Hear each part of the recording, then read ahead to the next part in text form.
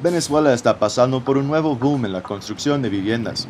Decenas de grúas vuelan el paisaje urbano de la capital Caracas, desde el distrito central hasta las afueras de la ciudad. Sin embargo, a diferencia de anteriores olas de construcción, los edificios emergentes a lo largo del país forman parte de una nueva iniciativa estatal que busca revolucionar el acceso a la vivienda y lidiar una escasez crónica de viviendas que ha afectado el país por décadas.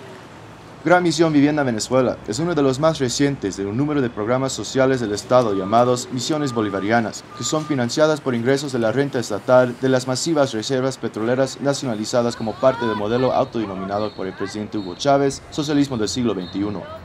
El programa comenzó en abril de 2011 y ya ha construido viviendas para más de 250.000 familias, esperando construir un total de 3 millones de unidades de vivienda para el 2019, para apañar el alto déficit de vivienda del país.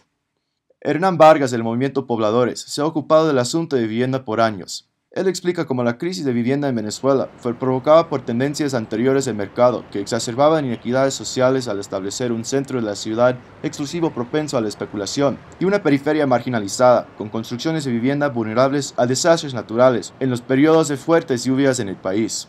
El origen de la crisis de vivienda en Venezuela tiene que ver con el origen de la ciudad en Venezuela. Y la ciudad surge como el espacio para redistribuir la renta petrolera en función de la acumulación de capital hacia los circuitos comerciales y hacia los circuitos especulativos de la construcción y del arrendamiento en la ciudad. Entonces, eso ha generado una ciudad que es un negocio, una ciudad configurada desde el centro y la periferia. El centro, que es la zona donde se invierte capital para que puedan surgir los negocios comerciales y para que puedan haber zonas residenciales para clase media alta, para quien pueda pagarlo. Y en los pobres arrojados a la periferia, a las zonas en riesgo, a las zonas no adecuadas para la vida, a las zonas además donde no ha habido inversión pública, donde no llega la política pública.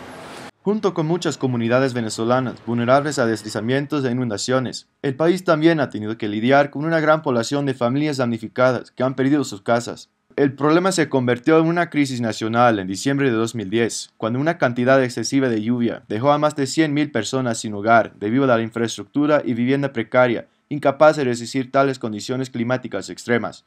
La amplia respuesta al desastre de parte del gobierno fue un factor clave en la formación del proyecto multifacético Gran Misión Vivienda, que incluye una iniciativa llamada Plan Emergencia, que prioriza nuevas unidades de vivienda para los miles de damnificados que viven en uno de los tantos refugios estatales ubicados alrededor del país.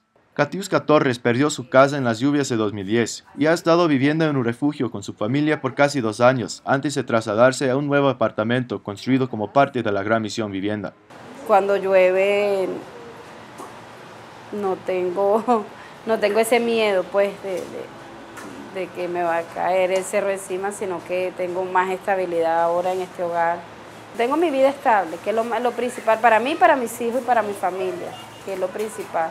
El nuevo apartamento de la familia Torres está ubicado en la Avenida Libertador, una de las principales vías en el centro de Caracas. Están entre las miles de familias que están cambiando la cara de centros urbanos de Venezuela, anteriormente reservadas casi exclusivamente para aquellos con mayores ingresos.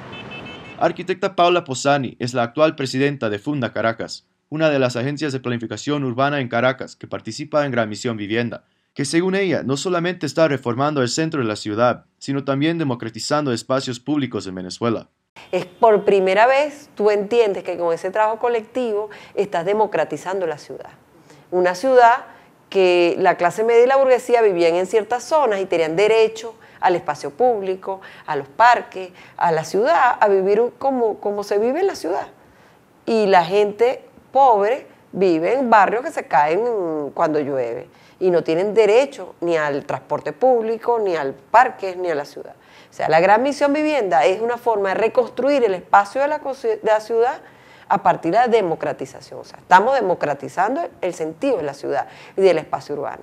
El esfuerzo del gobierno para aplacar el problema de vivienda y su nuevo enfoque de planificación urbana no ha sido recibida sin críticas. Enzo Betancourt es el actual presidente del Colegio de Ingenieros con base en Caracas. Él dice que el centro de la ciudad ya se enfrenta con una limitada infraestructura y congestionamiento severo, y que el gobierno debería concentrar sus esfuerzos en la misión de vivienda en las afueras del área metropolitana, en lugar del centro. Nosotros opinamos que debe desarrollarse los alrededores de la ciudad y no complicar más lo convulsionado y lo congestionado, por ejemplo, del área metropolitana. El área metropolitana tiene un déficit de vialidad, tiene un déficit de energía eléctrica, tiene un déficit de agua potable, los espacios de esparcimiento para las personas que habitamos en el área metropolitana son muy pequeños prácticamente, y el criterio nuestro era que se desarrollaran áreas aledañas a la ciudad con una buena planificación, y de esa forma pues poder ir cumpliendo con estas metas. El gobierno nacional, por el contrario, introdujo dentro de Caracas una de las palabras del presidente: no, yo voy a colocar otra Caracas dentro de Caracas. Eso quizás en este momento no se vea con mucha fuerza el impacto que eso va a tener en la ciudad. Aunque algunos estén en desacuerdo, otros ven el impacto de las iniciativas del gobierno en el centro de la ciudad necesario para una verdadera revolución en la vivienda en Venezuela y para romper con las dinámicas del mercado que anteriormente controlaban la distribución de viviendas y contribuían a la crisis.